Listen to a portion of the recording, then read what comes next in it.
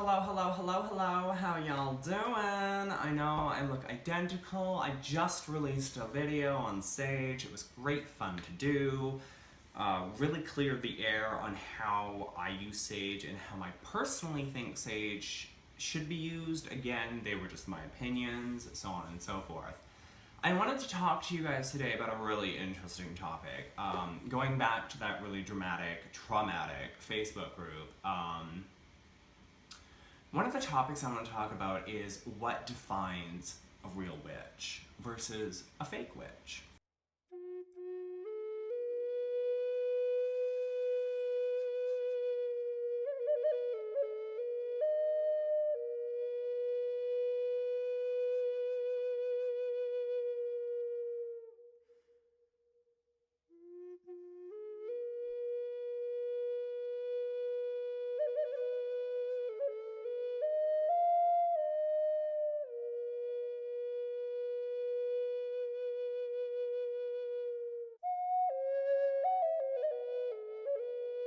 I had a conversation with Dustin a while ago, about a week ago, and you can see that video here. It's part 1, part 2 is on his channel. Make sure you check out the description.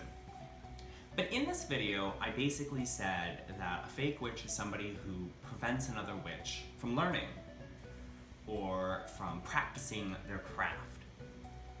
And in this particular group, I learned rather quickly just how many fake witches there are versus real witches.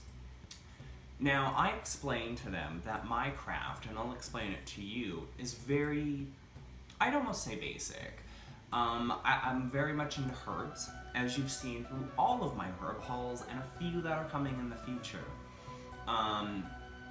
Essentially, I love making incense, and I love making teas, and I love doing that type of thing, and I love sharing that type of thing with you. I also work with the dead, and I also work with other types of spirits. I will use jar magic, and honey jar magic, and vinegar jar magic. So, what I learned is that this particular group, once I told them the types of craft that I do, which, as stated again, is more incense, herbs, working with spirits, and tarot and stuff like that. Not like chaos magic or ceremonial magic, although that stuff does interest me. At this current time, I am doing a lot of research into Wicca. And now, I'm not a Wiccan, and I'm not ever gonna be a Wiccan again. I was once upon a time. I don't agree with the Wiccan Read. I have stated that I'm an old school witch. Now, what does that mean? To me, it means that I'll do what I need to do to get what I need done. So if that means I need to bind you, I'm gonna bind you. If that means that, someone is threatening my family and so on and so forth, and I need to push that energy out, I'm gonna do that. It also means that I'm more, if you think about it in the terms of like the 16th, 17th century witches, so they were more considered medicine women, or, there was a few medicine men, but mostly women. They worked with herbs to heal, to help, to cleanse, to bring love, to help crops grow, or in some cases help crops fail. To help deliver babies is what they did, so they were also midwives. These were wise women of the community, that if you crossed them, you were deeply sorry. And if, you needed their help, they were more than willing to help you. That is more of my craft. I love getting into the healing properties of herbs and, making teas and tinctures and oils and incense and stuff like that, and basing my spells and all of that jazz around there. Now, I am into jar magic, but it's more of my form of jar magic more than it is anybody else's. For instance, I bring my particular jar spells to life by using fire. And that helps to make the spell more powerful. It helps to allow me to focus my intention to the flames.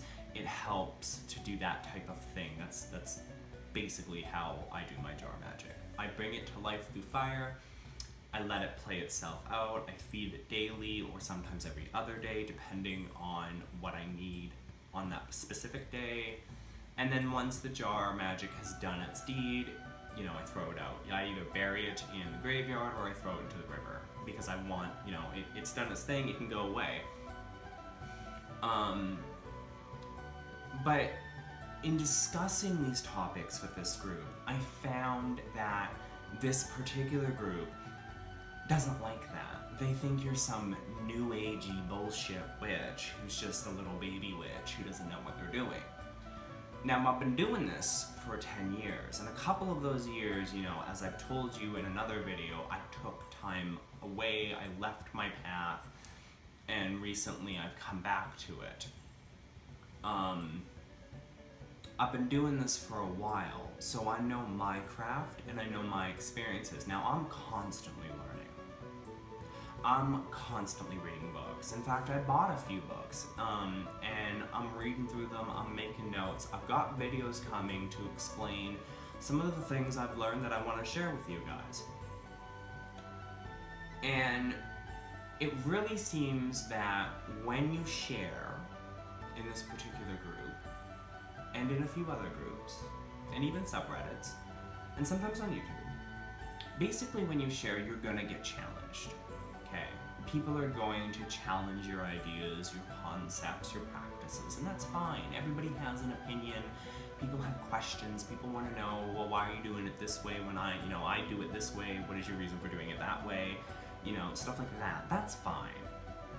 But when you have people telling you, for instance, if you saw my sage video, that you're doing it wrong, that you don't know what you're doing, that you should read a book, that spirits are gonna go running through your house, that they're surprised it hasn't happened already, that trying to explain anything to you just washes over you because you don't want to listen to it, that you ask too many Wiccan-related questions or you ask too many questions in general. When you're trying to learn as a witch, and you have these types of people essentially beating the crap out of you, and, you know, really being negative, and telling you, oh, you haven't experienced witchcraft unless you've experienced the darker side. You're not a real witch until you know the darker side of witchcraft. Out the window. Out the window. These are not people you want to be listening to. These people, in my opinion, are fake witches. Now, what does that mean? Does that mean that they don't know what they're doing? In their craft, they know what they're doing, and they're voicing their opinions, but they're trying to make it sound like fact. And they'll get a few other people who may practice similar craft who think the same thing. Everybody's path is different. Your path is different than my path. Lady Gravedancer's path is different from Ember Honeyraven's path, who's different from Dustin's path, who's different from my path. It's the ability to come together as a community and share ideas and concepts and challenge each other that makes a Wiccan community strong. But to berate, attack, maliciously attack other people for their practice, their craft, the ways they're doing things, wrong. Very wrong. And that makes you a fake witch. It does. And that's not just an opinion. Right now I'm stating fact. Because I'm pretty sure you would agree with me that if you're being bullied, or you're watching someone else be bullied based on their craft, that the people that are doing it are jealous that the people who are sharing are able to share. So I just wanted to share that with y'all about what I personally have been seeing go on and what I don't think is cool. I don't think it's cool for witches to come in and tell you that unless you've experienced the darker side or the more malevolent side, or you've worked with a spirit, or you've done that, or you know what you're doing, unless you've done all this stuff, then you're doing it wrong. Because these are people whose craft is radically different. Have they been doing this longer than I have? Probably. But they've been walking a different path than I. Are there things I could probably learn from them? Definitely. But it's the arrogance and it's the ego that gets in the way of me being able to take them seriously or learn anything at all. And it's those people that you just want to, you know, write down their names, focus on their picture, put into a jar, throw it in the river. Because you want to bind them, because at the end of the day, they're just going to hurt themselves. Now, a lot of people might say, hey, just let them hurt themselves. But these are people who are trying to send their energies, their magics, their demons towards you to haunt you and such. And it was really interesting last night having this conversation with this one lady who was like, oh yeah, you know, you saging your place, you know, you're leaving yourself open for attack. And I literally said to her, give me what you got. Give me what you got.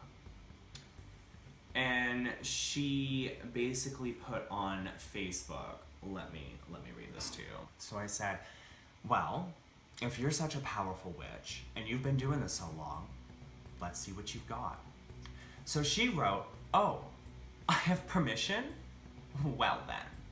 From the shadows I smile, the evil kept no denial. Fingers working her infinite web, weaving shadow magics and words unsaid. And then after that, she's like, learning can take many forms after all. Waves happily. This is a perfect example of a fake witch. Because first of all, there's no intent in that spell. There's no, you know, she's just posting a little spell on Facebook and thinking, oh yeah, blah, blah, blah. So I said to her, I was like, okay, interesting post. And I was like, what does that mean? And she had stated, oh, you figure it out, enjoy your sleep. It means nothing. This is the type of thing that I'm talking about in these communities. It means absolutely nothing. These are people who think they know what they're doing. But at the end of the day, it's people like me and Ember and other people who have to go and clean up their shit, okay? So when you're engaging in communities, when you're engaging on YouTube, be mindful. Everybody's gonna have opinions, and yes, some people are gonna challenge you. Keep yourself grounded, keep yourself focused, and ignore the bullshit. Now, this particular person is apparently well respected and very powerful. To me, just another demonstration of a fake witch. And the very last point I want to make is, what is a real witch then? A real witch is someone who doesn't inhibit you from learning, from asking questions, who challenges your ideas and your notions, but also gives guidance and support. They don't necessarily have to hold your hand. Some of them can beat you with a stick. But at the end of the day, they're not going to tell you, unless you actually are doing it wrong, that you're doing it wrong. Because they will respect your craft. They will not look down their noses at your craft. They will not, have their ego and their arrogance right here, where the knowledge is right here, okay? They will put that shit aside and help you grow. They might suggest resources based off of your chosen path. They're not gonna post spells and jazz like that on Facebook and tell you, I'm a powerful witch, don't fuck with me. Honey, leave your arrogance at the door. Leave your ego at the door. There's no room for that. You wanna have a debate, you wanna have a discussion, go ahead. But leave your arrogance and your ego at the door. Bring your experience. Bring your wisdom, bring your teachings. But leave that bullshit at the door, okay? So I hope you guys got something from this video. I'd love to see your comments and have discussions with you in the comment section and so on and so forth. I look forward to possibly tomorrow, me and Dustin may or may not be doing a video. These things tend to change last minute. So if there is a video tomorrow, it's gonna be on his channel, so I'll throw up a video just to be like, hey, go check out this video, so on and so forth. But yeah, I hope you guys have learned something from this and how to deal with this type of jazz and so on and so forth. And if you disagree with everything I said, awesome. Leave your discussion below. I'd love to read it or hear it, read it, and so on and so forth. Okay, until the next video.